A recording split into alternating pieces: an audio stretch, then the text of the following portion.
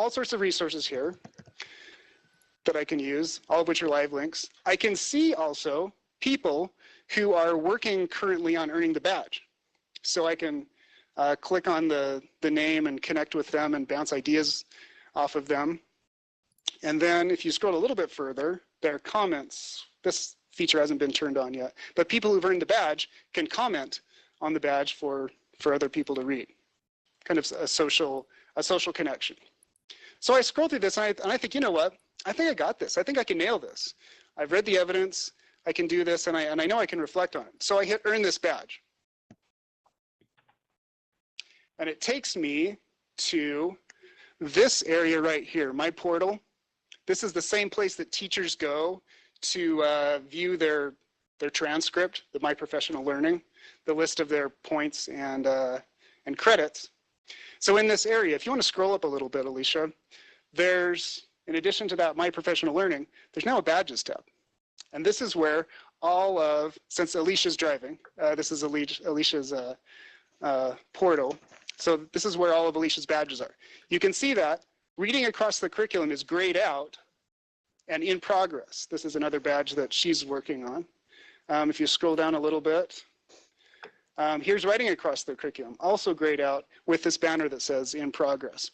When Alicia successfully submits evidence that meets the criteria and does a reflection that meets the criteria, then this will say, I believe, earned, and this will be colored. And at that point, she can take this badge and the metadata that's embedded in it, and she can post it on her teacher webpage. She can post it on LinkedIn. She can put it in her email signature. She can do all sorts of cool things with it, right? And the badge, when it gets posted there for public consumption, is more than just a picture. It's more than just an image. It's a link to data about when the badge was earned, to whom it was issued, so that someone can't just steal the badge and put it on their page. It's a link to the requirements, the evidence and reflection requirements, and if you have a Midas login, it's also a link to the actual evidence that was submitted and the actual reflection, right? So that if Alicia decides to put this on her digital resume, another prospective employer could click on that and look at Alicia's evidence that she submitted, which changes, how we look at resumes and candidates in a really fundamental way. It's exciting. So let's say Alicia's going to go after this. If she wants, when she's ready to submit the evidence, she can click there and she'll see again the evidence choices, and then she'll be able to upload whatever it is that she chooses to upload, a video or a unit plan or student data. When she's ready to do the reflection, she'll click there and she can either type her reflection right into Midas and submit it, or she can upload a document like a Word document or a PDF, or she can also record a video of herself doing the reflection orally and then submit that. And when all of that is in, she'll hit submit badge for review, and it will go to reviewers who will take a look at how it meets or does not meet the criteria, and she will receive back through Midas detailed feedback on what she submitted and a notification as to whether or not it met the criteria or if she needs to resubmit. And Alicia, if by chance she submits something that doesn't meet the standard, she can resubmit as many times as she would like, because this is about competency-based or mastery learning, right? It's all about that growth mindset and eventually getting there. Is that making sense so far? Okay. So as you can tell, I'm really excited about this. And there are teachers who are in Davis right now who are actually beta testing this and earning these badges and giving us feedback. So we can make tweaks as necessary before we turn it on in January for the entire state. Yeah? So the badges are not necessarily tied to a training they've been to, or to it's just that when they read the criteria, they feel like they are ready to submit it.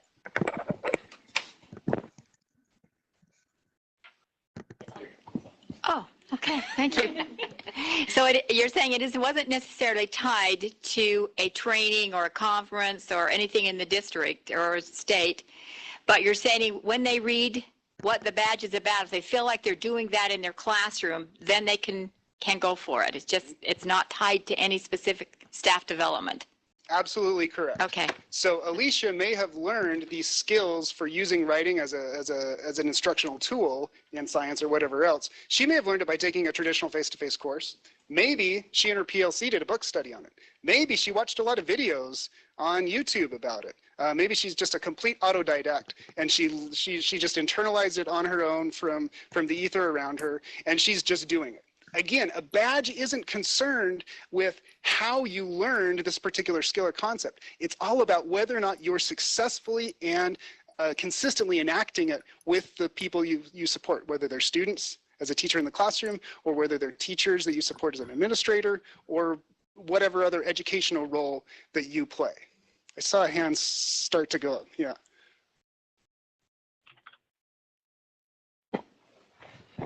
So a few questions. So if it's not tied to a specific course, would we be looking at, we'd still be looking at courses for credit, right, for USB credit, but then there's an additional component of competency-based, and they could just test and get the credit, or there'd be an option of doing both. And the reason why I'm asking that is because it seems like, so for me, our courses, I can envision them starting to focus, like my learning objectives would focus on the badges, and the content that I teach would ultimately lead them to, well, you take this course, you could, you know, submit your assignment for the course, and you can also submit that for a particular badge. So in thinking that, I'm kind of just wondering, like, what the how and who would just decide the competencies for the different topics, right? So for Canvas, for instance, what you guys have described as beginner, intermediate, advanced might be different from what we feel at UEN as beginner, intermediate, advanced. And how do you plan on dealing with that? Great. So I heard two outstanding questions there. I'm going to address the first question, and then if I forget what the second question was, remind me after that. So your first question reminds me of a very similar question. I was presenting this to a group of junior high principals just last week, and one of them raised their hand and said, so Darren, does this mean that face-to-face learning is going away? Are we not going to do any courses anymore, traditional courses anymore? And I said, absolutely, and hopefully not, because for a lot of people, that's a great way to learn.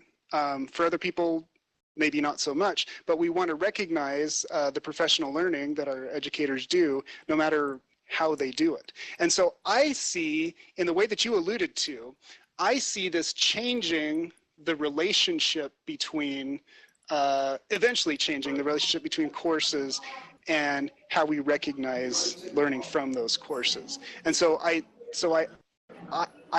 going to advocate, and I see this happening naturally already, that when people design professional learning opportunities, whether it's a face-to-face course or a conference or an online course, that rather than setting it up for credit based on seat time, that you design badges or tie it to already existing badges so that you set up the course and then you earn the badge. And that way, teachers are spurred to enact that in their practice, but also as a professional learning facilitator, you have some evidence as to whether or not what you're supporting your participants in learning is actually enacted in the classroom. So I see this as very positive for both sides, in that our professional learning leads to something in the classroom. The second question was, what happens if, for example, Canvas, basic Canvas skills look different in different areas or with different stakeholders, right? And what I think is really key is that digital badges help us to level that field so that a badge on advanced Canvas or writing across the curriculum means the same thing in any part of the state, in the same way that a dollar means the same thing in any part of the state. And that's why it's so absolutely crucial that we partner together, that it's not just Davis doing this, okay? Another nice thing about this is that at any point, especially now while we're beta testing. But if at any point we need to change requirements for badges to update with the latest and greatest, we can absolutely do that. We've built in that sort of flexibility so that if at some point advanced Canvas skills look different than they do now, we can update that advanced Canvas badge. But yeah, I completely agree with you that it's crucial that we work together on this. Alicia and I and Davis don't want to define what all of this means for the entire state. Thank you. So let's go back to that slide deck, Alicia.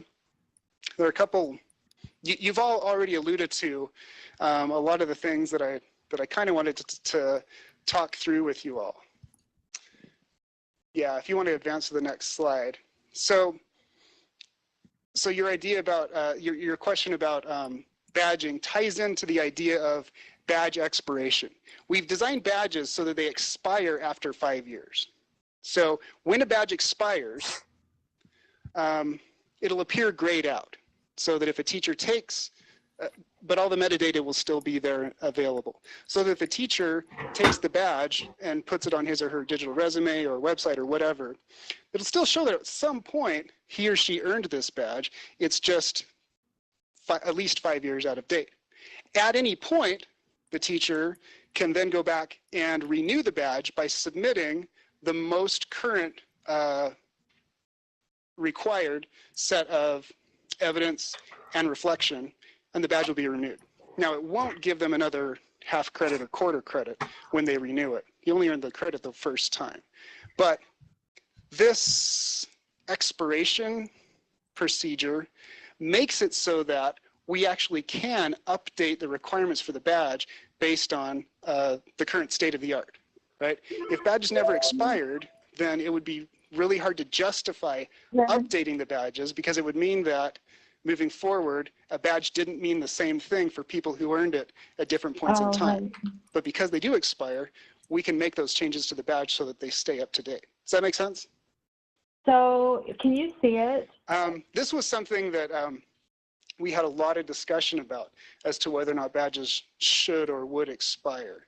So this is what we settled on. I don't know what to do because sorry, I'm on red. Let me turn down the volume on that.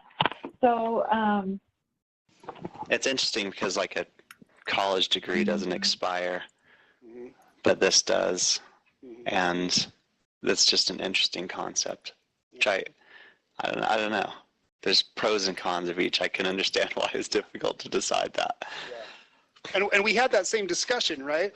And we settled, part of what we settled on was this idea that right now in industry outside of education, no one cares about the bachelor's degree that you earned 15 years ago, right? What they care about are your skills that are up to date, your stack of skills that you can actually apply to whatever the project is that your group is working on right now. And that's the model that we wanted to go after, right? Thanks. Yeah, please. So Darren already said this, but I want to underscore this. Remember, this is a pilot. So we had at least an hour conversation, at least twice, about what to do. And we finally made a decision. And this is what the decision was.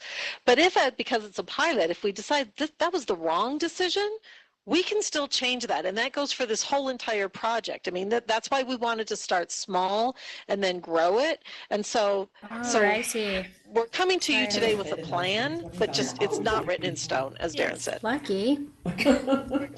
All right, Sarah. Alicia, do you want to advance to the, oh, please. I'm just last week she was only using. okay. I'm just wondering how all this fits into a teacher's renewal or license, because if those badges expire after teachers right in the midway of renewing, can those be used? If it's expired, they can't use that if they need it in three years after that or 2 years after that. Is that correct? I mean, if I should take one next year and I still have 4 years, but the badge expires the year before I need to turn mine in, how does that all fit in? Excellent question. So the badge expires, but the credit that you that came with the badge doesn't disappear from your transcript. So that will always be there. So when you go to renew, as long as it's within the don't courses for renewal have to be within 5 years anyway? Or if they go to apply for a lane change or whatever they call a salary increase in your district or charter, that will still be on the transcript. Yeah, Alan.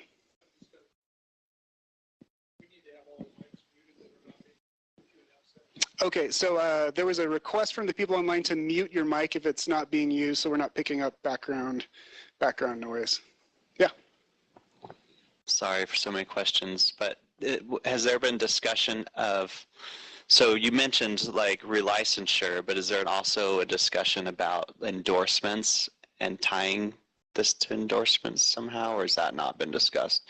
There has been discussion, and it's kind of in our long-term planning. I've got a little bit of that towards the end of my little slide deck, but yeah, hang on to that. Great. Anything else you wanted to say about expiration? Okay. Will you advance to the next slide, Alicia? All right. So sustainability. Okay. When this goes to scale, and we have thousands of teachers across the state earning badges, this is going to get big. How are we going to be able to sustain this with the 70 or so thousand educators that we have in Utah?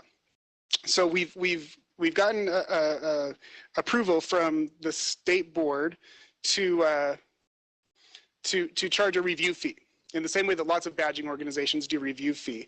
We're looking at about $20 for a quarter credit badge or $25 for a half credit badge, which when you compare that to university credit is a screaming deal. That income will be used to compensate reviewers. Okay, the reviewers of badge submissions will be people who've earned the entire stack of badges. So educators, classroom teachers, administrators, counselors, whoever has earned the entire stack of badges will become will become eligible to be badge reviewers. And we're looking at about a $10 fee, or sorry, $10 stipend or payment, whatever you want to call it, for each badge submission review, which includes looking through the evidence, making sure that it meets the criteria, and giving detailed feedback, looking at the reflection,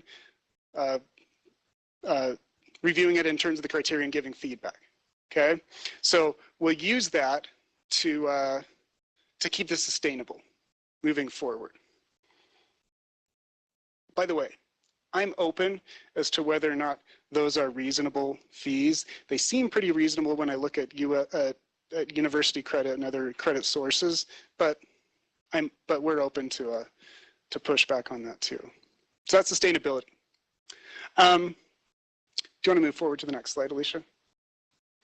So we know that we need to get the word out about this. And it probably won't get out to everyone before January 2nd, but we want to put resources and information out there so that when people inevitably stumble across badges on Midas, if they haven't heard about it already from you all, from district and charter leadership, there's a place for them to go. So we're putting together a website that's not on Davis's domain, and probably not on USBE's domain, but kind of on a neutral domain, with videos, kind of an introductory video about badging,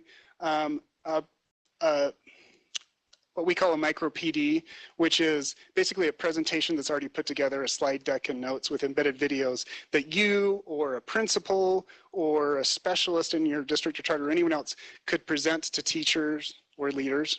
We'll have that website with an FAQ similar to the one that I gave you all, and support videos like screencasts that walk people through in detail how you select a badge, how you submit, how you upload your evidence, how you upload your reflection, how you get and process your feedback from those submissions. Okay, so we'll have all of that available. Alicia and I are planning, and we would love to come out to your district or charter and share this information with leadership or teachers or whomever. We're touching base already with higher education. We've got a meeting next week with BYU. Weber State, a bunch of those groups are very interested. I'm planning to go out to lots of acronym-based groups, as well as I see the regional service centers as a as a great way to get the word out about this opportunity, and going out to conferences. If you have suggestions for other stakeholders, other groups with whom we should be communicating, please let us know, because we want to get the word out about this. Alicia, do you want to go to the next slide? So Alicia and I have done a couple of things to make the badge development process as effortless as possible. One thing that we've done is to create a template that hopefully anyone can use to plug in the information to build a badge, which we then put into Midas and design the badge image. Well, actually, our graphic designer does that, and then the badge goes live. It includes those descriptions and definitions and clarifications. It includes making the decision as to whether the skill or concept that your badge represents is a half credit or quarter credit, and then putting together the menu of evidence options, the reflection prompts, and then the review criteria for both of those, and resources. We've also developed a protocol for groups of, well, for a committee of people to work through the process of taking a concept and splitting it apart into its constituent skills and concepts, which were represented by badges, and then moving through this template. And we would love to come out and support you all in using that protocol with groups of teachers to build badges that go after what your district's priorities, what your districts and charters priorities are right now. So if you're interested in building a badge, it involves filling out the template, which we're happy to share with you all. It'll be on that website, and submitting it to us so we can put it in, and then providing beta testers, the first people who will earn the badge, to see if those evidence requirements and the reflection prompts really are reasonable, and if they get at what really represents the skill that the badge represents. And then having hopefully those same beta testers be the initial reviewers of all the badge earners until we get about 10 or 20 badges, and then we can open those badge holders up to be reviewers for other teachers. Okay, so to earn it, to build a badge it's basically template, provide beta testers, and reviewers. And again, Alicia and I are happy and excited actually to go out, to come out to your district or charter and support you all in doing this. Must have put in the wrong code. Advance to the next slide, Alicia. So next steps, and this gets at what you were asking about. Yeah, I think of everything up through turning the system on in January. Beginning of January is phase 1. Been a lot of work. But phase 2, I think, is the next year or so, because we don't want to stop with what we have so far. In addition to building out that ecosystem of badges and stacks of badges, we also have been requested by USBE to look at turning the EYE requirements for new educators into badges. In other words, evidence-based requirements for new educators. So that's coming up.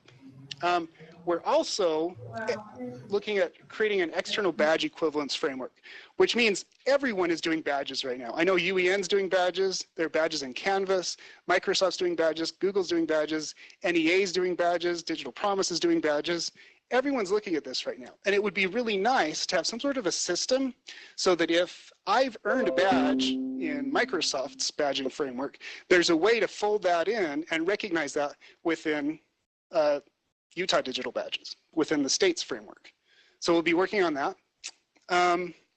We're also looking at creating macro badges, which means that once you've earned all the badges within a stack, like that disciplinary literacy stack, it generates a new badge that represents that you've earned that entire stack. So we're calling those macro badges. So that's in the next year or so. And then phase 3, this is so far out there that I haven't even talked with Diane about this yet. This is just what we've kind of been thinking about. There have been suggestions from a couple groups of people that we ought to have school or district level badges, right? For practices that transcend just an individual. So for example, if your school wanted to work on a badge on collective efficacy, for example, why not have a badge for that you earn as a group? So we'll think about that long term. As was mentioned a couple times, we've broached a discussion about badge to endorsement pathways and what that might look like. So that's long term. And then also, I think Utah, among the state, kind of at the forefront in terms of putting together a state recognized badging system, but other states will be right behind us. And so why not have some sort of interstate agreement so that when teachers want to come to Utah from North Carolina or Wyoming or wherever, the badges they've earned mean something in those states mean something in our state, and vice versa, although we don't want teachers leaving Utah. So that's looking out and looking ahead. Questions so far? Yeah.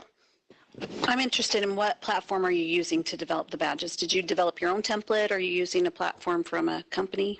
So we've built this system in Midas, but it's OBI compliant, which is an open badge infrastructure, so that those metadata that are embedded in the badge can be read in different badging systems. So that is a very astute question.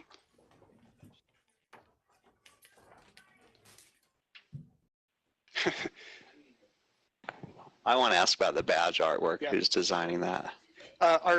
One of our graphic designers in the district. Neither Alicia nor I, well, I should only speak for myself. I have no visual design skills. Have they so. agreed to design all the badges for us? Yeah, that's actually, we actually do have funds set aside for that. So yeah, that is an excellent question. When you develop, when you work with us, and hopefully you will, when you work with us to develop stacks of badges, you don't have to do the artwork. We'll take care of that. We do want some suggestions for what you would like to be on the badge, but you don't have to create the images.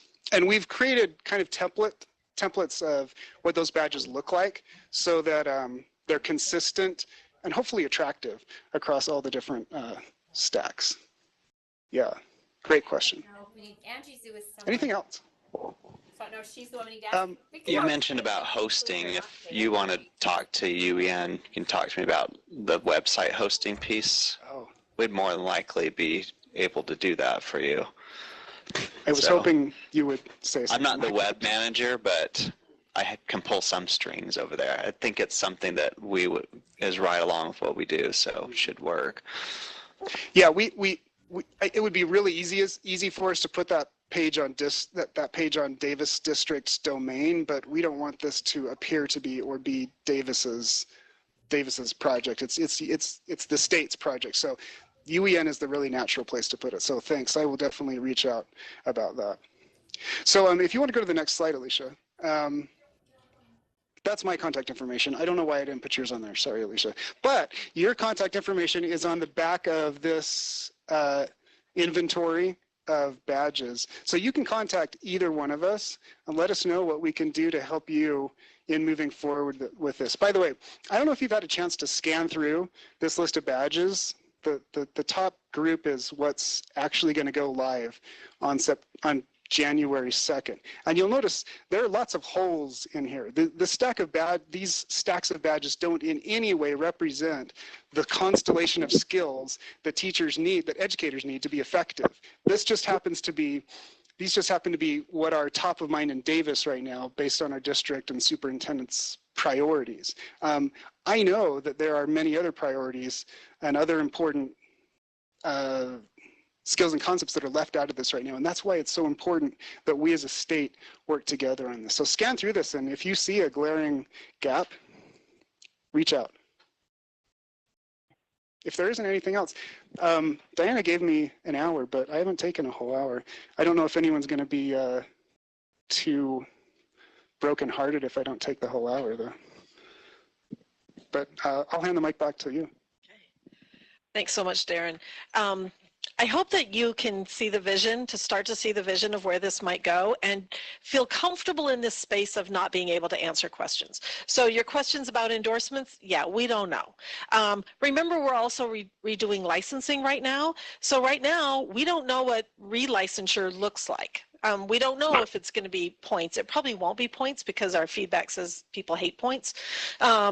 Same with the I, with the early years. That is, all of these systems are changing, and they're changing at the same time. And so we're in this sort of crazy space where we're figuring it out, but it's also an exciting space because it's a chance for feedback. So Darren asked if there were any questions, but he didn't ask if there was any feedback, that anything that you would like them to be thinking about as they're doing this development.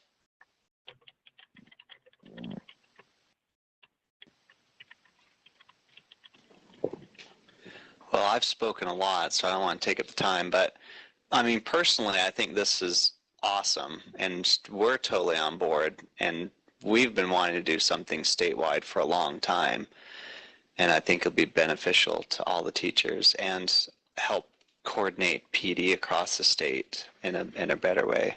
So we're totally excited about it, and I had no clue that this much work had been done on it. So I think it looks really good, and be interested in participating. So, and do remember Darren's offer that if any of your districts are doing things and you want to participate, that offer is open. Do you grab the mic? And that was kind of my question. So if we have badges that we've been doing just in our district, we can contact you, work with you to get the credit for them, and because we've just kind of been doing it internally, but we do have.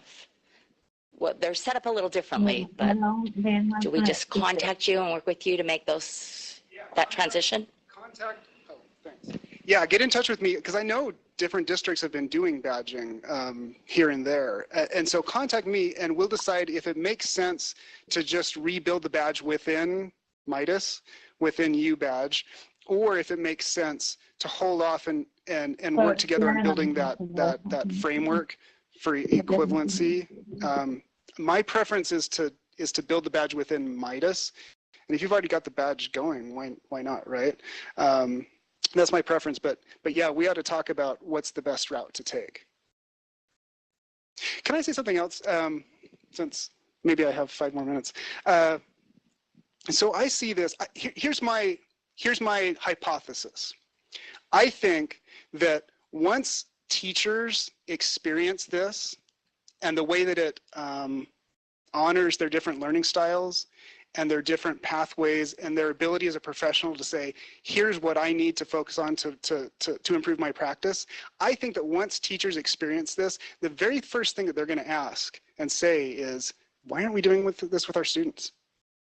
I think it's a very natural next step for an educator to ask. And one thing that we've talked about in Davis that, again, is super long-term, so don't stress out, Diana. But super long-term, one thing that we've talked about is maybe in 10 years or so, a diploma from Davis isn't going to look like a list of all the classes that you sat in for a required amount of time. Maybe a diploma from Davis is going to be 300 or 350 badges that you've earned that represent discrete skills that you've actually demonstrated as a student that you have mastered or shown competency in, so that you have a list for an employer or a prospective employer or a higher education authority to look at and say, wow, this is what this kid can actually do. So that's kind of the really long-term vision. In my mind, this really aligns with, again, what you were mentioning earlier, this idea of competency or mastery-based grading, that if a student has demonstrated that he or she can perform this skill to the level that the standard specifies, then why does that student have to do 10 worksheets or sit through 20 hours of instruction, right? Why not let that student move on to the next natural piece? This is that same philosophy, and that struggle that teachers have sometimes when you introduce mastery or competency-based grading, and they say, but wait a minute, I can't give this student competency because he didn't do all these worksheets or assignments or whatever already. It's that same conversation, because people will have, I'm surprised that no one in here had the reaction that, wait a minute, to earn that Canvas badge, if a teacher already has been using Canvas, they can just earn that badge with no work at all. Whereas a teacher who's never used Canvas would have to do some work to earn that badge. And that's the point, right? Is that the teacher who's already using Canvas already did that professional learning, right? It's just recognizing the learning that they did on their own that was really that was really self-initiated. That's in my mind what makes badging or micro-credentialing or whatever you want to call it, so why it honors teachers' professionalism so much. That's all I wanted to say. Thanks, Darren. And that doesn't scare me at all, because actually you'll remember, I think it was just our last curriculum directors meeting. It might have been twice before that we looked at a portrait of a graduate. Remember? And we put all those things together. And the Board of Education is ready to start pulling those together. We've finished all those now.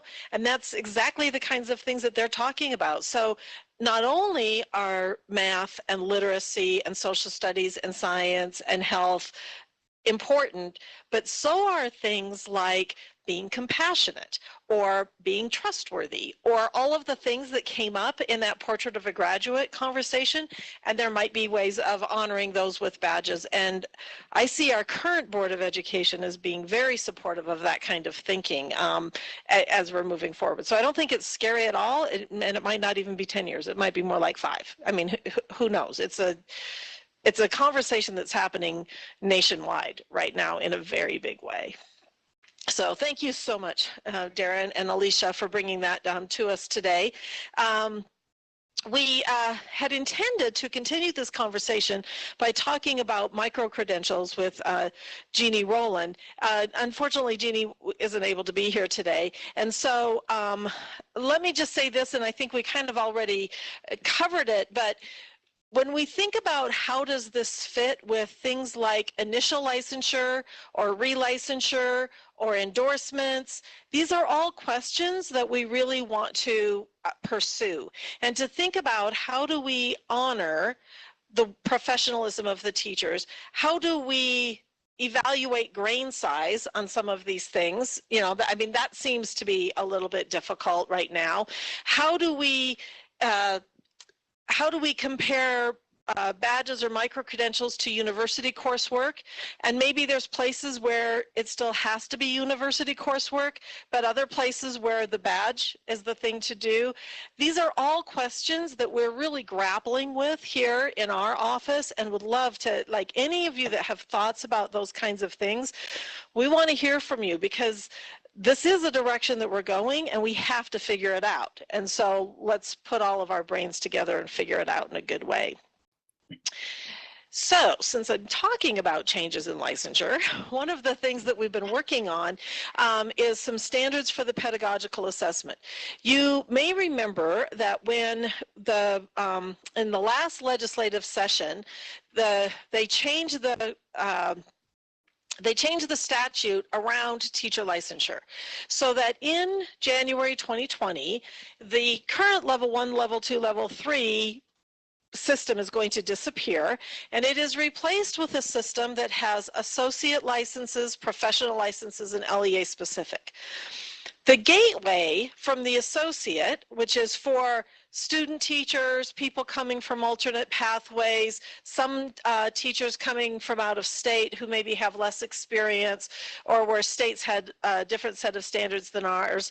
The gateway from that associate pool into the professional pool is a pedagogical assessment. And as the board has been writing the rules, one of the rules that they wrote is that they would adopt standards for selecting that assessment by January of 2019, which is really, really close. And so we have been working fast and furious on what those standards look like.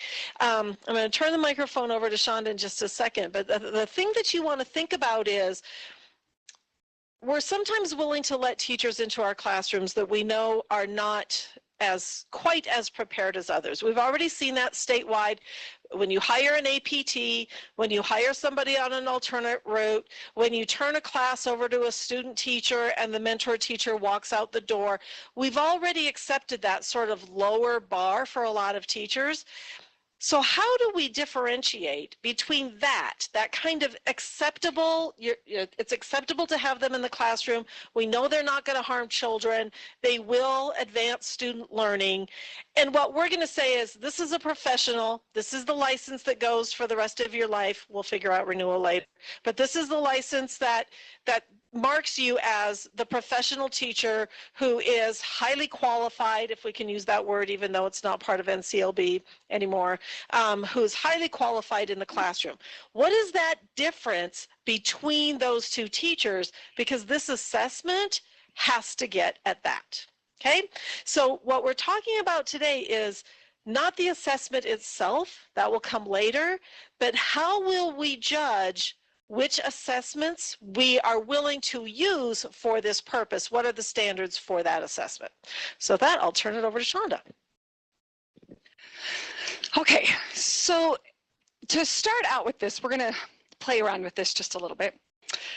John, our lovely assistant, is going to be coming around 2 tables, and I'm going to ask you to, those of you who have several of you at a table already, stay at your table.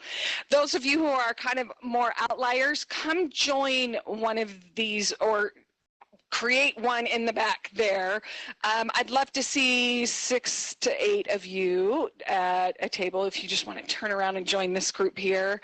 John's going to put a big piece of paper on your table and a couple markers, and together as a group, grab a marker and create on your table some ideas from the viewpoint of the assessment. Now, I realize we're not looking at the pedagogy performance assessments today, but I want you to think about what is it that does transition a teacher from this associate level to a professional level? What is it that should be in this assessment? What does a teacher do that proves they're ready and competent and prepared to go into this classroom? So it's not going to be real exciting to those online, but they can think about it and write their own list. So together with your table, what is it that should be part of this assessment? What should teachers be demonstrating? And go.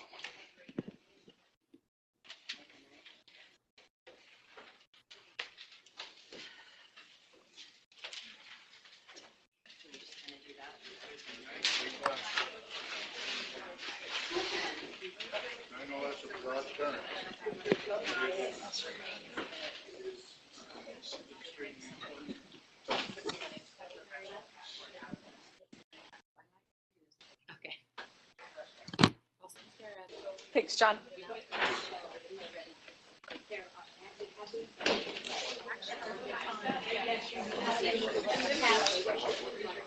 But I think she runs like was that. Yeah,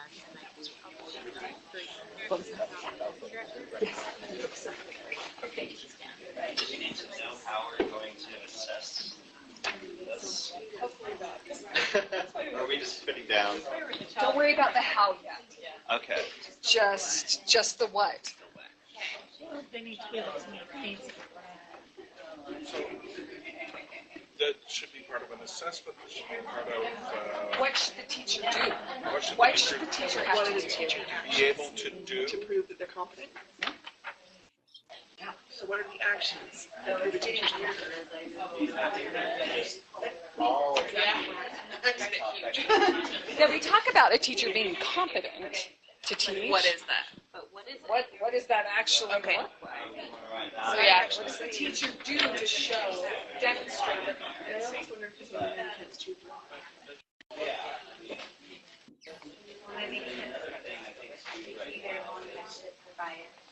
Yeah, 3 years. Personalized learning. Should be able to show.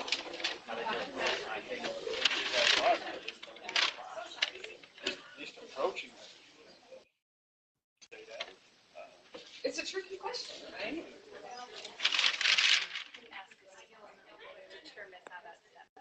I think knowledge of instructional strategies. We need to know. It's okay to listen to stuff. We just make sure that we.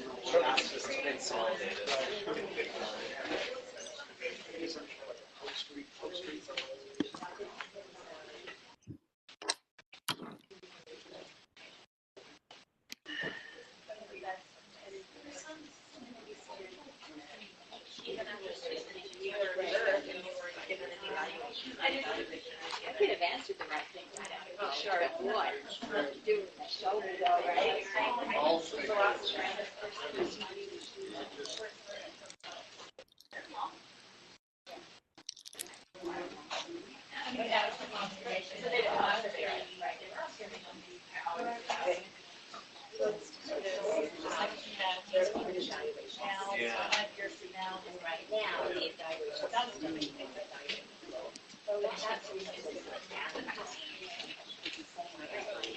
Yeah.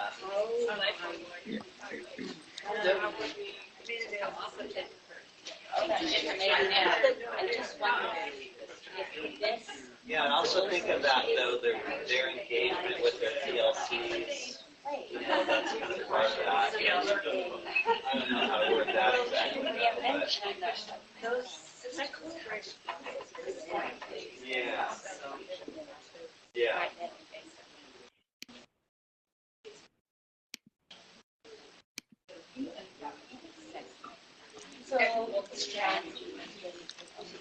Yeah, maybe I would have got maybe a different way to look at it. What does Adaptation. Yeah. If it's measured in paper pencil, it looks a lot different than Yeah. it being than observing it. It's what does the teacher need to do to demonstrate that they can teach? I think they should have evidence of growth. They should have.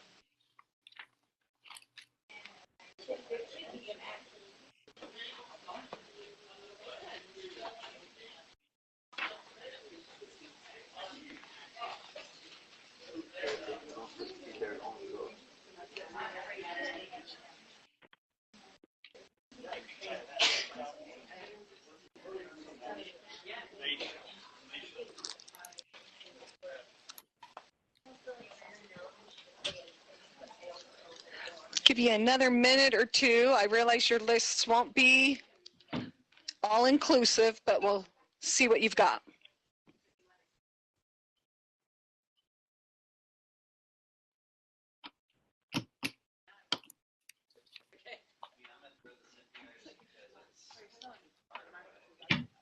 I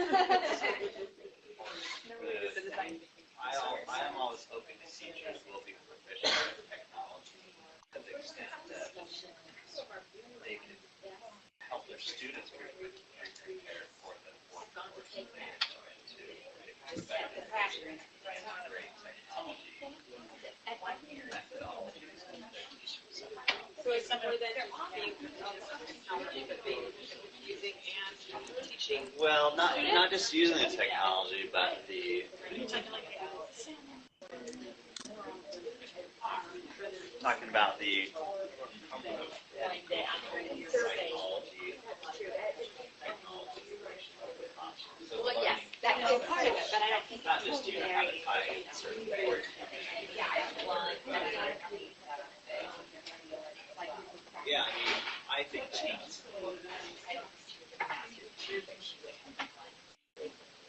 yeah, exactly like it sounds. New methods, you know. Okay, finish up on the thought you're on the bullet point that you're writing.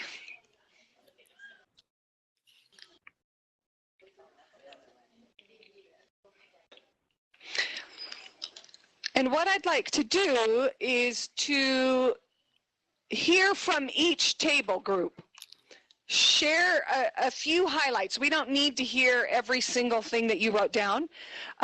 Pick your top 2 or 3 that you want to share with the group. And obviously, if someone else shares that same thing, you don't have to share it because we've all heard it before. I just want to see what is in common here with what you've got, or what is maybe something that one group thought about that the other group didn't, sort of a thing. Do you guys mind starting here since you're standing in front of me? You'll want to turn on your mic. Who's doing it? Me? You got the mic. Which one do you want me to pick? Oh, well, we picked a catch-all, effective teaching standards, but you know, there's other things there, and you could drill that down, but of course, we should look at those aspects. Oh, do we want to share more? We picked top 3. Which is the next we want to share?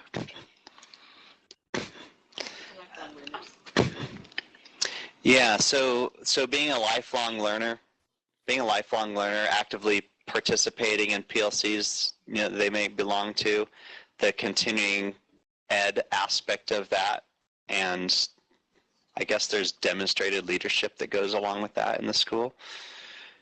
And what else? I love your adapting and flexibility there. Yeah. The teacher should be able to demonstrate that and not just read off of their lesson plan. Yeah. Yeah. Let's go to this group here.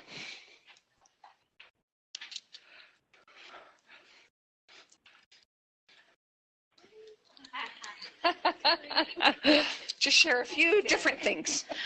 Which one? Okay.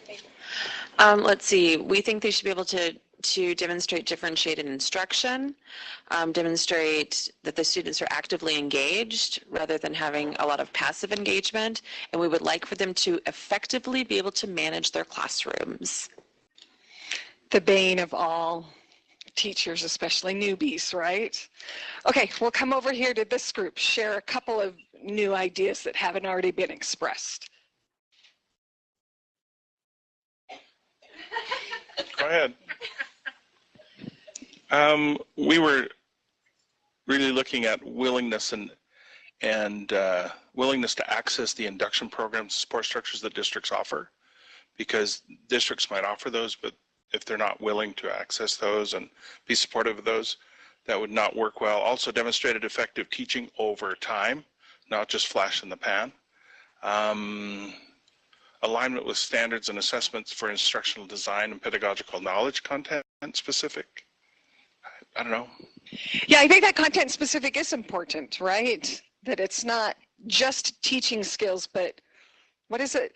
I come from a theater education background. I can tell you that classroom management for me looks very different for when my English student teaching experience. So I think that content specific is very important. Name 1 or 2 things that we haven't heard yet. Okay, so we think that also evidence of student growth and learning should be present in the assessment, and also possibly that could include video evidence that may be needed. And the rest of y'all extinguished our list, so. Okay, so here we've got these basic competencies going. You got a list? Awesome. Doesn't the assessment have to meet the 7 Utah Pedagogical Performance Assessment Standards? Shouldn't we start there? What about the ability to individualize instruction? And what about technology expertise? Yeah, I saw technology on some of yours, right? Wonderful, thank you. So we're going to continue for just another few minutes in your group here, because now we've kind of looked at it from the assessment point of view. Now I want you to look at it from the standards point of view. So now my question to you to discuss as a group is, if these are the basic competencies that should be demonstrated, how in the world will they be demonstrated? Some of you have started to answer some of these, especially this group here, I noticed from looking at your sheet, but I want you to start to think about, okay, so if a student is supposed, or if a teacher is supposed to have classroom management and show that they can manage a class, how will we know that they have good classroom management? It's a little trickier now. So look at the logistics now of how will they be able to demonstrate these things. I'm going to give you just a couple minutes to discuss that with your items specifically.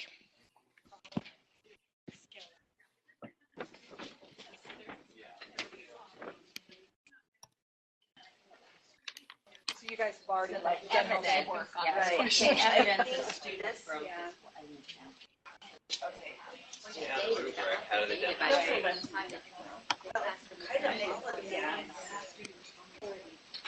It's okay.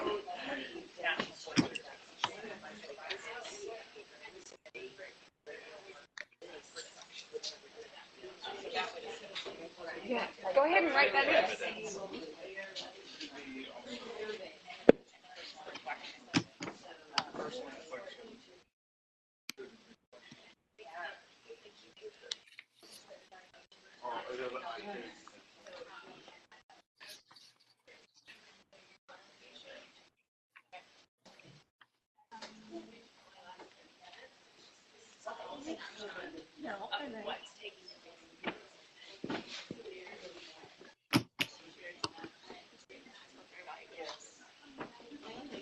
Did hear it's getting a new name. I haven't heard it last.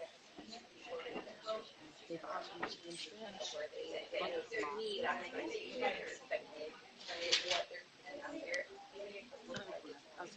wonder why they would rename it.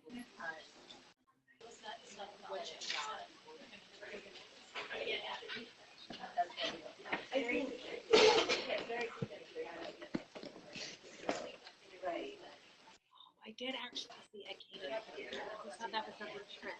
Yeah. When I was Googling, I thought that's the name. I just last meeting I attended, they said there's a new name. To see the expression. Okay. That's a lengthy name. I'm seeing a lot of similar things. I've seen rubric, I think on all of yours, observation, there can be a survey, some peer observation, peer feedback. What are some other things that maybe I didn't already mention that you can call out? I'm trying to think. Did you email Sarah? Something that reflects student growth. Oh, video. Seeing video on there. We also had on ours like a growth model. We wanted it to be something that is not just a snapshot in time, but it's over multiple time periods, and that the school itself has a culture of growth where it's okay to try something and not be successful so long as you go back and reflect on your practice and make those changes to grow as an instructor. And one of the comments that came out in discussion was, why do we not want all of our teachers to be the best that they can be? So building that culture of growth is a good place to start. So I also heard the word reflection coming into it. That reflection could be a part of this. Anything from the online? Okay. Okay, so in your folders that you received is a copy of the draft of these performance pedagogy assessments. Now, we had a long discussion about the semantics of this title, that it is a performance assessment. And as a standards writing team, we decided to take that quite literally, that there is some kind of a performance element to, there must be some kind of a performance element to these assessments that might be coming in for approval. I don't necessarily need you to read the first kind of background opening paragraphs. I would just want to highlight a couple of things before I set you loose to do the last thing that you're doing together with your table group. When we're talking about these assessments, we're requiring our teacher candidates to demonstrate mastery of pedagogical content knowledge, pedagogical knowledge and skills, and reflection and application of teaching competencies. So the pedagogy performance assessment has to demonstrate that the teacher is prepared to meet the demands of teaching on their own without their mentor teachers being right there in the room with them, like student teachers often have, and new teachers. So what I want, the last thing I want you to do with your table group is to look at the actual 7 standards that have been drafted. And you'll see them listed there. There's 3 on the first side and then the remaining 4 on the second side. And look at those standards. look at your list and see if we've hit what your list has. Because what we're interested in is what's missing. Have we covered these competencies? Again, we struggled with we're not writing the assessment, we're writing the standards that an assessment has to meet. But we had to consider what the assessment should be looking at, what these competencies were, in order for us to even write the standards. So your job now is to double check us, to look at the 7 standards. Are we covering what you had on your big sheet? And if not, we need that feedback so that we can revise our draft before it goes in for final approval. So I'm going to ask you to work one last time as a group. You could, if you want, read the standard out loud, look at your list, determine if it's on there or not, and then at the end I'll ask you for some feedback.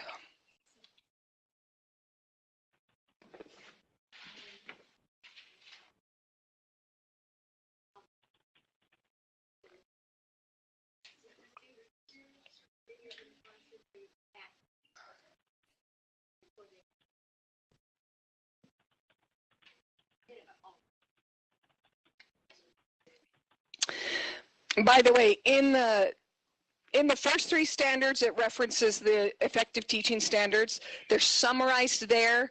If you need them deeper, jump online. You can look at the fuller detailed version of it.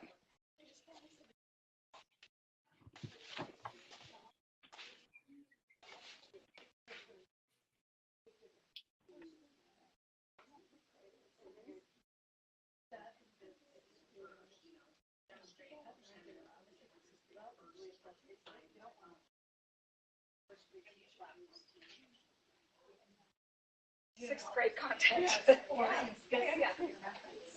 Okay. So I don't know. Yeah, I'd actually have to go back. Okay. At the wording there, because I just summarized the number 1, but I'm going to write myself a note so that I check that. Thank you.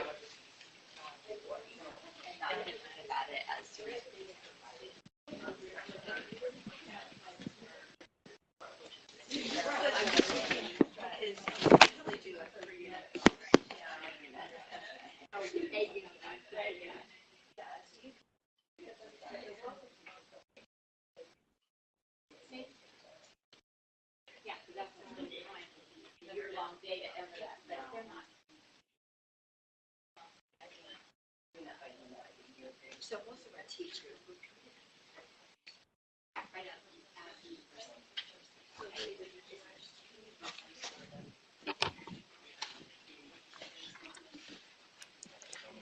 Yeah.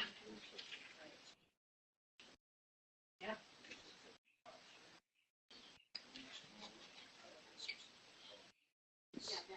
Great question.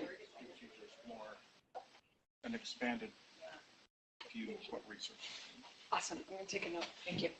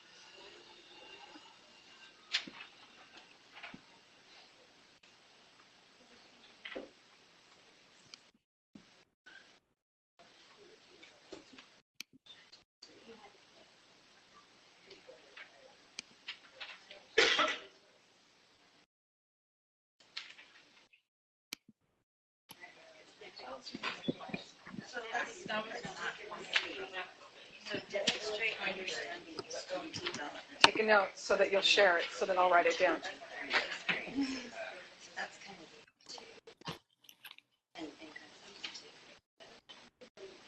I would point to what we added in the ISTE standards for technology. That kind of fits on.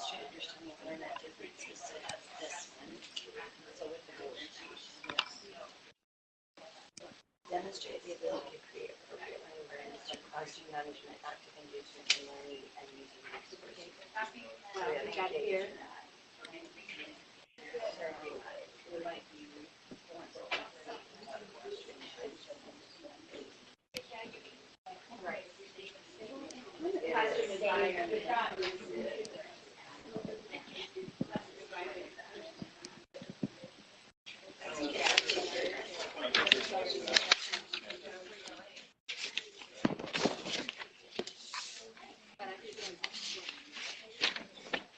I do too.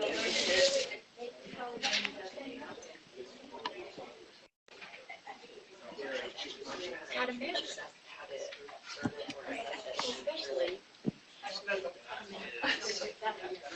Yes. Okay, so we've got everything in Well, place. standard 7 Two talks is about learners' communication skills. That's not content-specific pedagogy.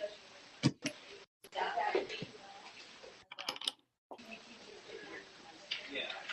Independently and in collaboration with colleagues.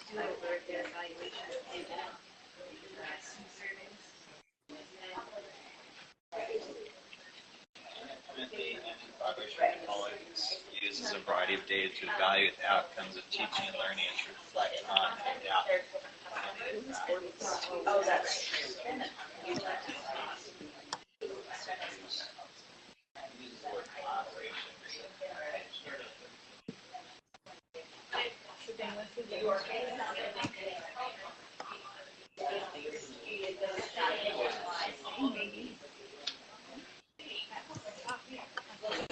Yeah, so it'd fall under area 3 here.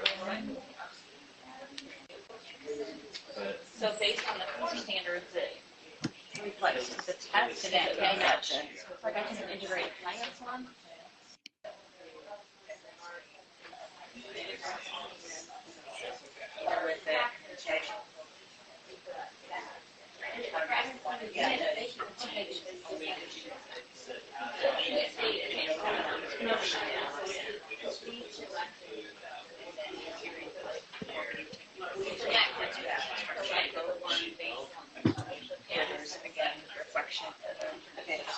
if it says, so if it says as outlined in Effective Teaching Standard 8, and you don't necessarily see it spelled out here, can we just say that more detail is in Standard 8?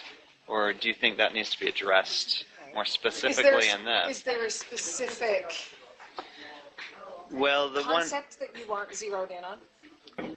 yeah, it's the concept of the communication and collaboration with colleagues, which is part A of the Standard 8.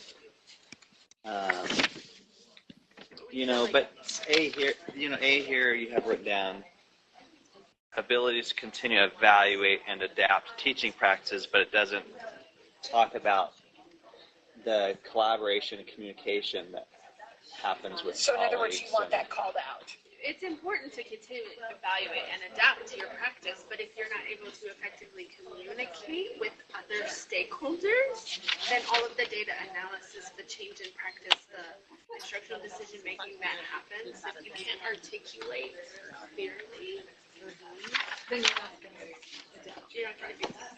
See, and that's also Standard 9, Effective Teaching Standards, Leadership and Collaboration. It talks about participating learning communities, shared responsibility. Learners, families, colleagues, community members. I did ask you. Not specifically. Yeah, the reason we don't have Right now, that we in couldn't do it. stick, I'd like to know if they're doing that. figure out how How to to evaluate make it. that happen. Well, But that's why you cannot go in a classroom and observe that. No. But you have to be able to communicate well enough with everybody involved so that they know. So you have to somehow demonstrate that you Exactly. communicate. Exactly. There are certain things that you cannot observe. Sure. Yeah, but there are evidences that you can find to show that they do. So just in the interest of time, I want to hear from you in terms of what this looks like, how this is going, what is missing, what should be a part of this that isn't? Or what are you really glad to see on here, and do we need to see more of it? It's actually super interesting. What they're discussing right now, they were just... Feedback online from Stephen Hren. I truly believe we do not need to reinvent the wheel and create another system. We should use the UETS as they exist, since these standards are how the teachers will be gauged when they are actively teaching. The pre-service teachers should be assessed on the UETS. Different, and anytime it's different.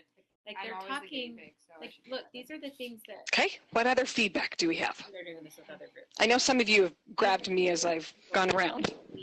Teachers meet, and then they're trying to think, okay, well, how do you... So one thing we spent a little bit of time talking about on number 2 was the demonstrating multiple methods of assessment in a variety of formats.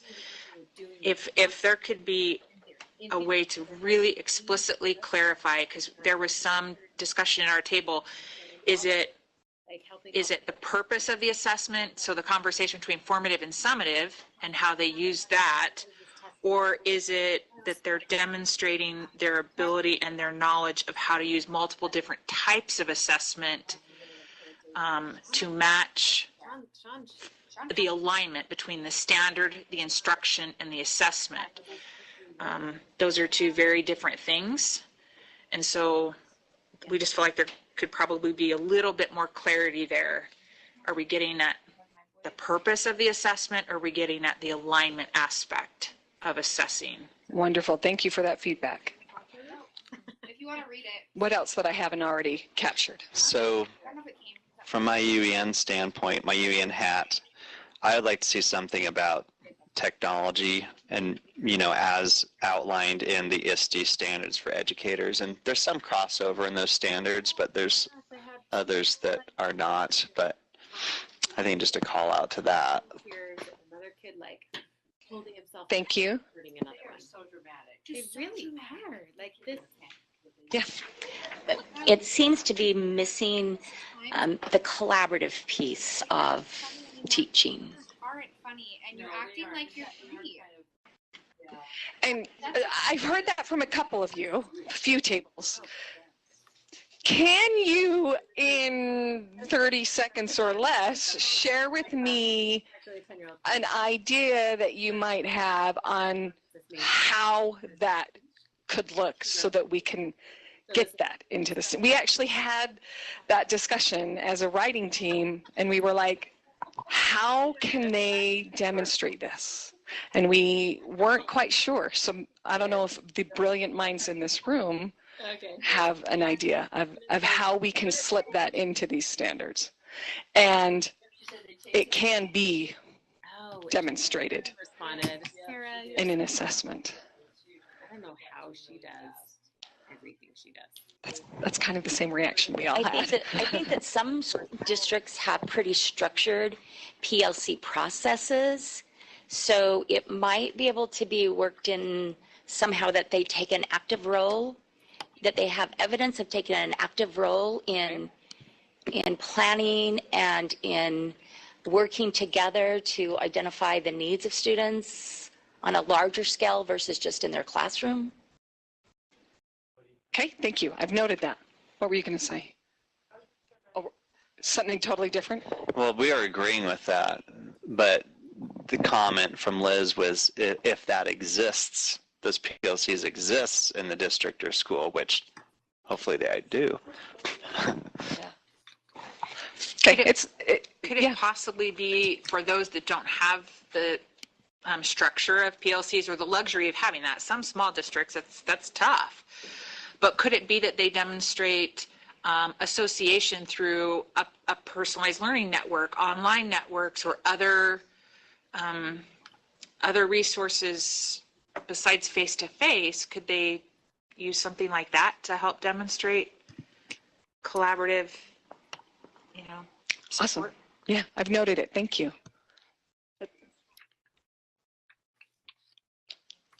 Yes, I think we had 3 going. I think they're all off now from what I can see. Oh, the people online microphones need to be muted. There's your announcement. In the back? Oh, Mike. Yeah, Okay, so when we're speaking about like doing the collaboration and everything, a lot of these are written as that they will be demonstrated. It's almost as if that should be stated as if it were to be expected. That would be more of an expectation rather than a demonstration. You know, when you have these things that are set up, you're expected to be a part, you're expected to collaborate, and it's all part of the professionalism of being an educator. I mean, maybe it could be viewed from that aspect. Thank you. I am noting that. Any other pieces that of feedback to include and take note of?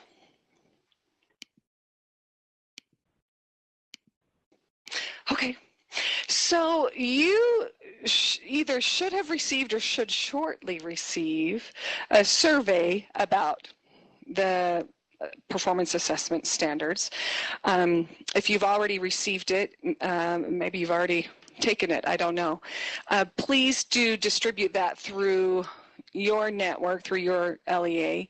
That survey is going to, obviously that data is going to be collected and looked at, and that feedback gathered as well. The survey should, yeah.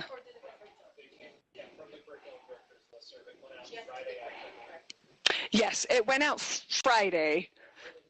Mm-hmm. And it also went out to principals and HR.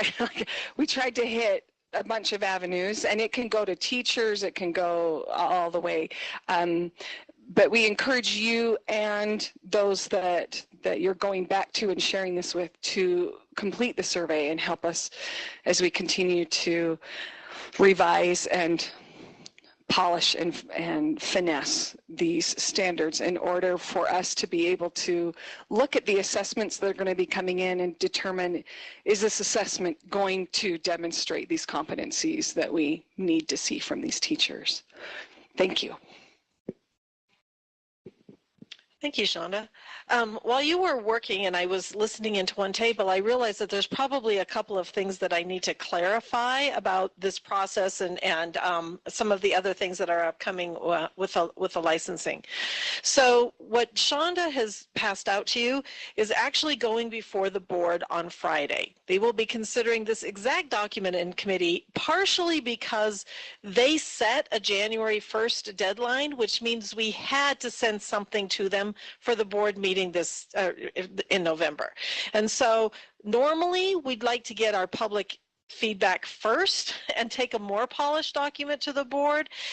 This time we had to turn it around a little bit, and so we are expecting that before the full board sees this in December, there will be some changes based on the input that you're giving here, the input that we get online. We have hired a consultant to do a couple of focus groups with teachers, and we're really, as you do the online part, try to use the lens of, what is it that people are always complaining about that teachers don't do well? You know, so I sit in a couple of different principals groups, and they can really get going on what the new teachers don't do well. It usually has to do with classroom management, I will tell you that. But to really say, well, if we want to say this person is licensed, then they should be able to do those things. Because whatever is in this assessment is going to drive preparation programs. So in order to get your professional license, you have to be able to pass the assessment. And the plan, which I'm not sure that I was clear enough about, is at the end of a traditional teacher preparation program, university-based, the candidates would take this assessment and they will graduate with a professional license. So they will take this assessment as part of their undergraduate program. I think you can see how that's going to drive what's going to happen in the university preparation programs. At the same time, you will become preparation programs in your own right if you hire teachers who don't have professional licenses. So if you hire associate teachers, then it's on you to figure out how to prepare them for this assessment, which means giving them the right kinds of experiences and mentorship and probably some classes. Maybe they have to earn some badges just to tie it all together. So that you become the preparation program that's getting them ready for this assessment. So that becomes really an important part of the process.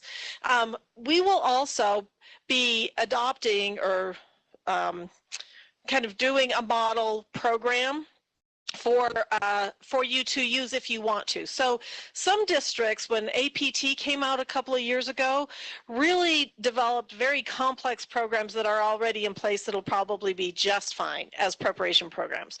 Other LEAs chose not to adopt or not to hire any APTs, or hired more ARLs, or just didn't provide the support. That's not going to be okay. You're going to have to provide the support for these teachers, and so you're the preparation program that then gets people ready. So we really need to get these standards right so that when we're looking at the tools, the assessments, we're getting the results from that we are asking to get. So I wanted to put that out there. Also, at this table that I was sitting at, the question came up about the I program and what would come up with the I program. So something that is also on the board agenda for Friday in committee is the possible adoption of rule, and my computer went off and now I've lost it. I think it's 304, which is it's not called I, it's 308. 308, thank you. And it is about the support for early years teachers. This rule eliminates the I program entirely and replaces it with a rule that puts a lot more of the responsibility on the schools and the districts to support the teachers. So there's no portfolio, there's no hoop that the teachers have to jump through after 3 years, but there are requirements that you have a mentoring program set up in your at the LEA level, so district or charter school. So you will have to have a mentoring program set up. The rule also describes suggests more qualifications for mentors. It also tells who has to be mentored, so all associate teachers have to be mentored, and all teachers within the first 3 years of their career. So even professional teachers, these would be like the formerly known as I teachers need to be mentored. You might want to take a look at that rule. Again, it's in board docs, and it's 308. It's in the Law and Licensing Committee. Jody, do you have the number of since you were just looking at it? So it's one I normally go through and highlight all the important ones for you, and this time I just sent off the agenda.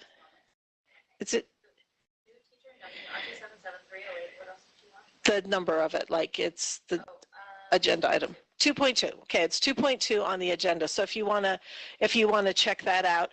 And what we just talked about, the pedagogical standards, do you know what item number that is, Shonda? I think it's 2. I think that's right. I think it's 2.3. So those will be heard one right after another on Friday. Yeah, 2.3. Okay. So we do have, and the next item we're going to talk about is also on. So while Jody, when is the health standards? What's its agenda number? Well, no, you have the definition piece.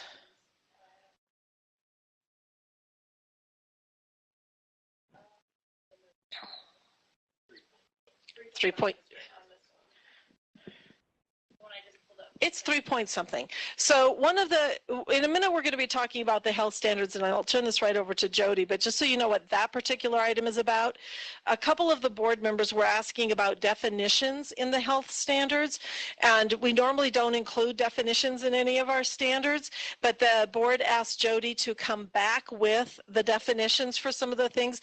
We're taking it back as an information item, not, we're going to try to not have it be part of the standards, because that way, if it becomes part of the standards, you can't change the definitions without changing the standards.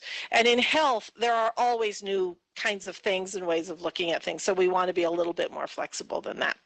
So before I turn the microphone over to Jody, are there any other questions about the licensing, the pedagogical assessment, any other things that you're like, oh, there was one more thing I wanted to tell Shonda? Around and collect your papers, just so you know. Okay. All right. And thank you for your help in getting that survey out. We really appreciate that. Okay, so with that, I'm going to turn the time over to Jody. Hi, I'm Jody, health and PE specialist, again, to remind you. You can, oh, yep, nope, I can do it. I didn't know that there was the ability. Okay, so sorry, this is small. We can move TVs if you need to, but this is the standards review process. So last July 2017, so when I say last July, I mean like a year ago last, we were step 1, so it was when we started this. We are now going to work to step 8. On Thursday, item 10.2, I just looked it up. On October 5th, we went to Standards and Assessment Committee and asked for our 90-day public review. They voted to move it forward to the full board, so full board will look at it on Thursday. Sometime. I can tell you what the agenda is, but I don't know that that's a very accurate time. But it's item 10.2. So what we're asking for at that point is to go to a 90-day public comment period.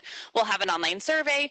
Diana and I will go with Jolie, the STEM coordinator, to 5 locations around the state, top to bottom, and allow the public to come in and give us feedback on this draft version of the health standards. And then we give the board, the red really doesn't show up on a red background. We'll give the board updates. The writing team will come back together and make revisions, and then adopt new standards is where we go from there. So our goal is to have a new standards for a pilot year next school year, 2019-2020. We want new standards available. Full implementation, 2020-2021. That's a lot of 20s. Standards are now Case 6. Then middle school and high school, that remain the same. Our current standards that we have now, elementary standards are 3 through 6, but they were last revised in 1997. Thank you for the giggles. I'm glad that's humorous. I think it's really sad. Health 1 and Health 2, the middle school, high school, they were 2009, so not quite as, but think about what's happened in 10 years with technology. There's also 114 middle school standards and 119 high school standards. Health is a semester course. So there's some problems. We're hoping this revision will help with those. We've broken it into 6 consistent strands. So whether it is kindergarten, first grade, second grade, etc., high school, they're the same 6 strands in the same order. Now, a teacher wouldn't have to teach them in this order, but these are the same. When they look at their document, they'll find them in the same order. Health foundations and protective factors of healthy self. These are things like decision-making, communication, goal setting. Mental, emotional health. We go anywhere from stress management to suicide prevention. How emotions feel would be an example of something we would do for one of our kindergartners. What does an emotion feel like in your body? Safety, disease prevention, substance abuse prevention, nutrition, human development. Human development in an elementary school, 5th grade, maturation. High school, sex education. Okay, so Liz is going to help me. We're going to give you each a section of standards to look at, and they're broken into, there's a K2 section, there's grades 3, 4, 5, 6, Health 1, that's your middle school, 7th or 8th grade, and then high school. So each person just gets one page, one thing. You're going to want to work with someone that has the same, and hopefully when Liz is passing out, we're getting people with the same grouping. If there's something in your section that you have no idea what it means, you look at that standard and you don't know what it means. It's unclear. You're not sure what we're asking. Tell us that.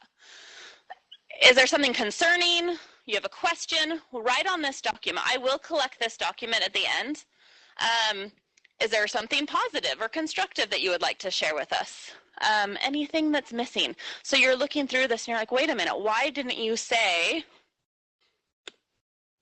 that? So we're going to give you 20 minutes.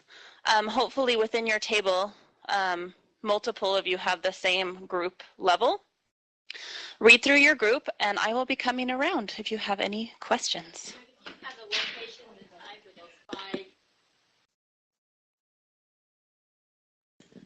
So the question was, so the board hasn't approved yet for us to go to public review. I have talked to some areas to see if they would be willing to host. On November 1st, if the board votes in favor of 90-day, we'll have them cemented in, is that the right word? There'll be definite dates and locations, and then yes, that will be shared every single place possible.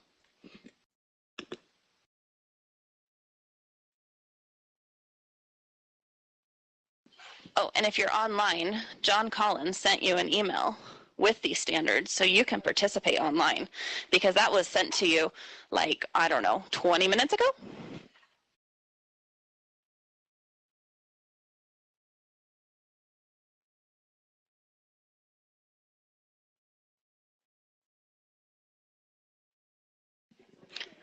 There was a question, will all new standards that come out be in this format where it's strand and then standard, and then it has like the strand.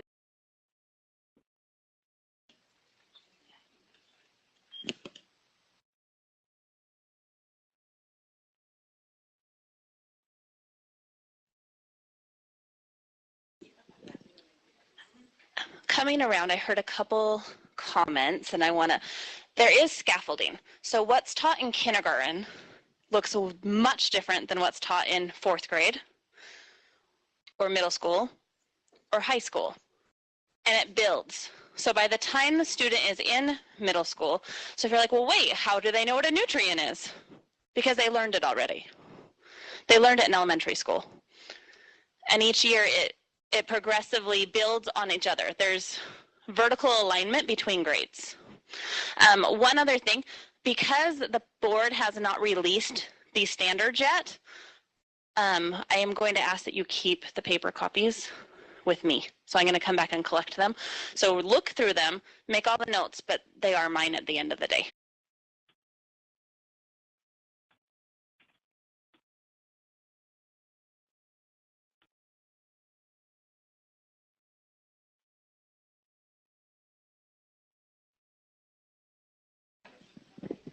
Okay, I think that most of you are coming towards the end of your document.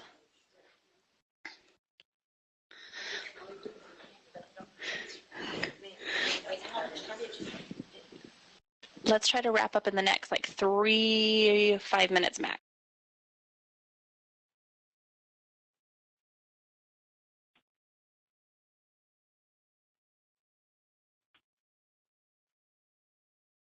In the elementary especially, I heard some positive comments about, if we start with elementary, especially those that are familiar with what we have now. Would any of you like to share anything quickly, because we only have a couple more minutes? Middle school. Any middle school feedback? Use your mic, please. Yeah. I can do this. I really can. There we go. I appreciate what's been done on them, and it definitely looks like there's been substantial content revision. I am a little disappointed in the rigor that's there. When you compare it to the high school too, some of that rigor is there, asking the kids to do something with what they know. And if we want kids to actually begin, we got to scaffold that for them. So I'm just not seeing that same rigor with this age appropriate, obviously, and content appropriate rigor in the middle school. There's a lot of those lower level skills. But middle school kids are capable, and we need to scaffold it so that when they get to high school, it's not their first exposure to the rigor that's there within the content. So. Great, thank you. Anything high school that you'd like to specifically share? Oh.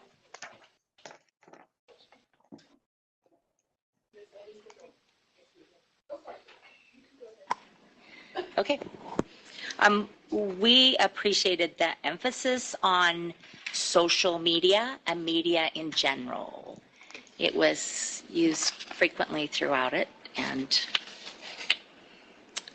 seems very Health timely. literacy was something that the writing team really was very conscious of throughout, is they wanted to have a health literate student appropriately at the end of each grade. And high schools, the charge for everyone, when they wrote every high school standard, their thought that they kind of kept repeating is this is the last time they will ever learn health. What ought they know when this is the last health class they will ever take? Because for most students, that's the unfortunate truth, is most students will not go on to take another health class, whether it's because they don't attend college or because when they go to university, it's not required. There are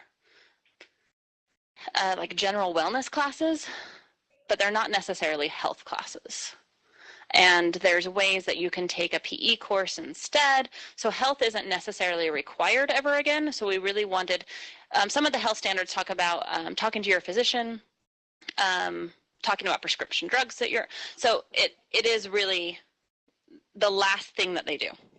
And that was the writing team that consisted of teachers. It also had American Heart Association, Primary Children's Hospital, Department of Health, Division of Mental Health and Substance Abuse Prevention. So these were individuals on this committee, school nurses, they were on there. That was their intention when they were writing, if that helps with any clarity. Do you like the 6 strands? Okay, that was a bunch of nods. So if you're not here and visually can't see that, that was a bunch of nods. Anything else that you would like to add before I sit back down and I'm done? Oh, did you? So just with the high school part, we talked a lot about the media part of it too, and also wondered if there could be a specific strand on teaching them the etiquette of media and how to use media, because we specifically talked about how kids these days go into a meeting and they don't know what to do with themselves. They don't know how to carry on social conversations. They go immediately to their phones. So we talked about that, but then we also talked about how much high school, or in other states, how much of a health credit is required in other states? Because I know we're talking one class, right? And this is what they ought to know by the time, yeah, one semester. So this is what they ought to know. Like, are other states also just requiring that? Because there's some great stuff in here that we've almost thought about. You could take a couple of these strands and make it its own separate class. So you've done a really nice job with that. So thank you. With your question on other states, there's a huge variance. Some states don't have health education at all. Some states, it's very limited. They'll have like nutrition. Some states are very comprehensive. Very comprehensive. We're going to leave it right there. Some states do a really good job of avoiding everything that has any kind of controversy. So there's a really broad range. Utah falls dead center. So we talk about a lot, and we give a lot of factual, medically accurate information. And your district can be more restricted. I'm talking state, right? So the state. So our data also reflects that. So if you look at where Utah compares with health index, we're right in the middle as well. So if you look at what's taught and then the health outcomes of students, like 5th grade, 7th grade, and then if they like the YRBS, and then we do SHARP surveys, 6, 8, 10. So if we look at the data, it's pretty, when you look at it across the nation, we're pretty right in the middle, and our standards are also in the middle. So if that answers your question. Anything else? I'm going to come around and collect the papers. I'm sorry, you cannot keep them. However, you were emailed them. Just please don't distribute them. Okay, and back to Diana. Thank you, Jody. Remember that we still have a couple, more pieces of this process. If the board approves this to go out for 90 days, there's 90 days more chance to get, we want to get it right. And what I heard for your feedback today, I think Jody must be finding incredibly helpful. You may remember after our last curriculum directors meeting, we sent out a request for topics that you wanted to network on. Something that I hear a lot from curriculum directors is that you really like to talk to each other, and this is about the only place that you get a chance to do that because you're all so busy in your own worlds. So John is going to be bringing out 5 topics to put on tables, and so I'm going to tell you the topics. I have to read them from Don, then he'll be bringing them out. So you might want to move. So the 5 topics that you said you wanted to talk about are student learning essentials, social emotional learning, licensing, portrait of a graduate, and RISE benchmarks. Now this is not our opportunity to talk to you and to tell you about it. This is your opportunity to talk to each other about what are you doing about this? So John is going to put those 5 topics out on the table. If the topic that arrives on your table is not the one that you really would like to talk about, this is an opportunity to move. We will engage in this until 3:50. Is that how much time we gave ourselves? Yeah, exactly. So we'll engage in this for a half an hour. So I'll let you know where they're ending up so you can move. Social emotional learning is up here. Student Learning Essentials is here, licensing, portrait of a graduate, and at the back table is RISE benchmarks. So take a moment and go ahead and move and learn from your colleagues.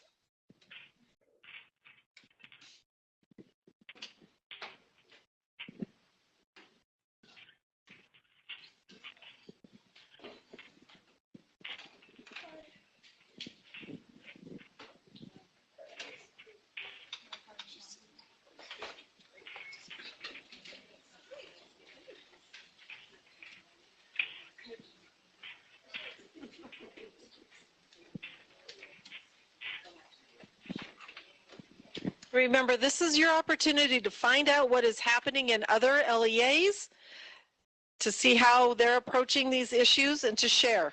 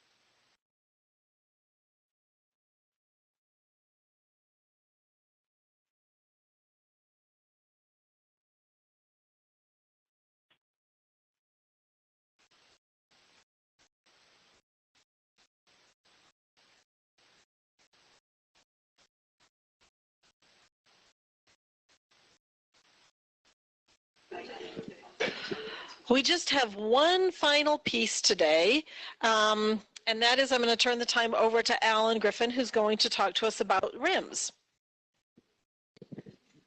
Everybody say RIMS! RIMS!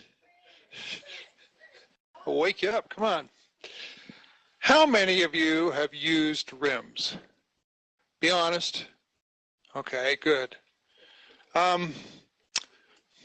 Next quiz question. What is in RIMS? What is it? Who can tell me? Oh my goodness, I got some work to do. Okay, RIMS stands for Recommended Instructional Materials System. Okay. And what it is a database full of reviews that are created by teachers and specialists from all over the state of instructional materials chiefly sent to us by publishers. And we have just completed, as of yesterday, our fall review sessions. I'm now compiling everything. But some of the teachers went home with hundreds, if not thousands of dollars worth of materials from publishers. They send those materials to us free, and we go down and dissect them and align them up with the standards and the core objectives to see how well they match. And then we publish the reviews online so that teachers and district people can go in and look at the reviews and make some preliminary decisions about what kind of textbooks or curriculum materials they want to use. RIMS is also involved with digital materials. We review not only textbooks, but we review things that are digital and online. This creates a huge problem because how many online materials are there anyway? You know, not just from publishers, but it occurred to me a couple of years ago, well, more than a couple of years ago, that there are some things online that aren't sent in by publishers, and they're called open education resources, created by teachers and others. And nobody approaches me because typically they're not for sale, they're free.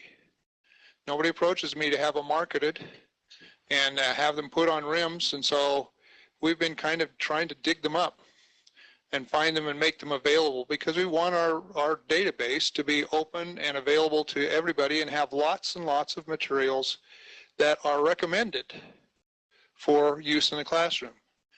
Now, why would you want to bother to look up recommended materials that have been reviewed by people at the state board? It's a good question, I suppose. But let me suggest to you that it sort of takes the monkey off your back. You know, if somebody at the state board is doing some reviewing and some recommending, that means you don't necessarily have to do it at your local district, although I'm sure that you will make some close, you know, you'll get a close look at the curriculum before you put it in the classroom anyway.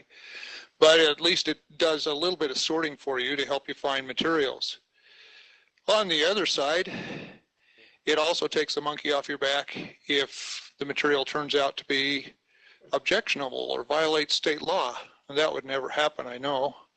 But it's nice to be able to say, this has been reviewed and we feel confident that there aren't objectionable materials in here.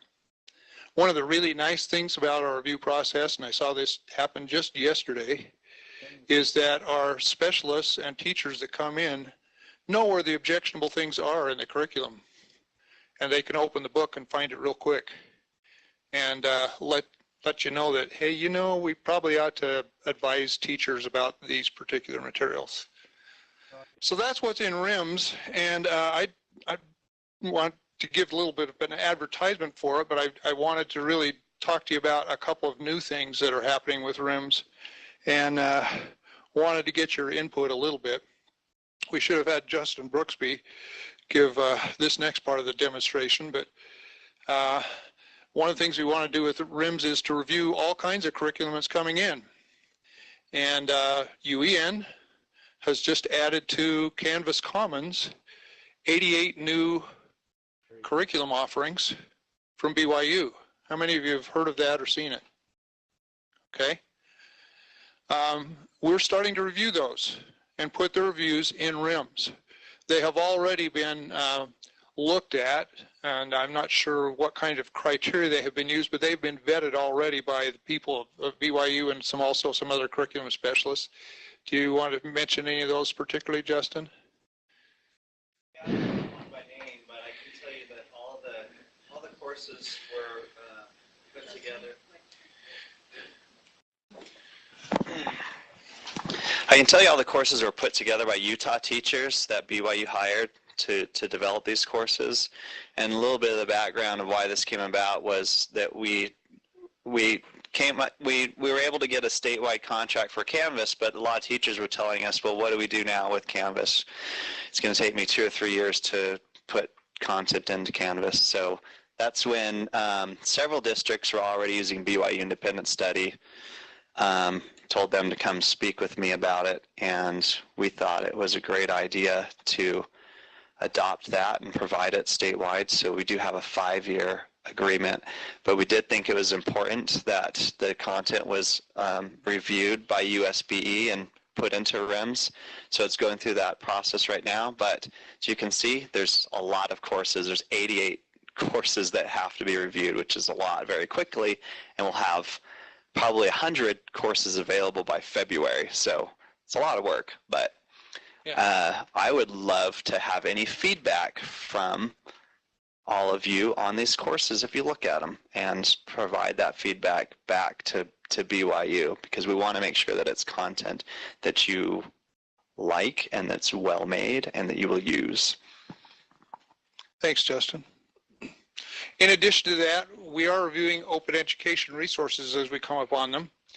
And as teachers find those resources, we're inviting them to go to OER Commons and link them in there so that they can be looked at later on by us, and then we will put the reviews back in RIMS.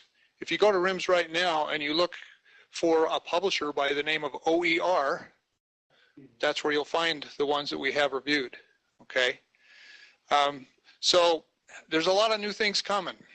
I expect by next year at this time, I'll be standing before you talking about a whole new version of RIMS, because we have, I hesitate to say, give you any kind of a time on this thing, but it looks like things are actually moving right now. And we are in the process of hiring programmers to come in and rewrite the whole program. And one of the things we're doing is we're asking for support of districts in regard to that, because one of the things we want to do in the new version of RIMS is have you be able to find people who are actually using the books and the curriculum. So we're going to be asking districts all over the state to tell us what is being used in their district.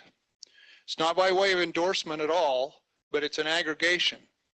So that, you know, if I'm looking at a textbook from Pearson, thinking, you know, it might be the appropriate one to use, I can go into RIMS and find out some other district or some other school in the state that has been using that very textbook and get some information about it. There'll be a lot of new things in the new version that I think you're really going to like. But I wanted to let you know about that. And lastly, the thing I really want to talk to you about, but it's a question and a problem. And if you have some input, great. I'm not sure exactly how to deal with it. But we have a lot of curriculum now that's coming in groups, in patches. Maybe some of you have seen Shmoop online. They have a whole bunch of curriculum in a lot of different areas, and a lot of it is put into an LMS system, so it's tied to the grading system and the whole works. And that, what they want you to do, what a lot of these publishers want you to do, is subscribe to them, and they're kind of a one-shop-fits-all kind of thing. They give you all kinds of curriculum within a learning management system. Well, you can imagine the problems this creates. One is, what about student data privacy? Another one is, what about the subscription fee? What about, you know, how accessible is it? Sometimes we have a real hard time even reviewing it because they want us to subscribe before we can even review. And we tell them, if you're going to charge a subscription fee, we're not going to review your product. You're just not going to do it. So there are a lot of problems associated with that, and Shmoop is just an example, but there's a lot of others, and the whole thing from BYU. I mean, here's a whole group of curriculum, not necessarily in learning management system, although it is within Canvas. And does that create any particular concerns or issues or things that you ought to look at? So we're kind of trying to deal with that. It expands what I do. I mean, I really don't want to evaluate learning management systems, but it's kind of getting to the point where if the curriculum is tied into the learning management system, somebody's got to be able to tell somebody what kind of constraints there are, at least.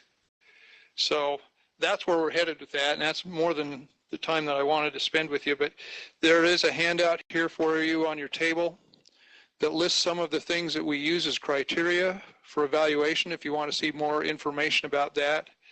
And if you want to look at the courses from BYU, there's a handout there that has those as well. I hope to get the word out, and hope that next time I ask the question, how many people have used RIMS, I'll see a lot more hands go up.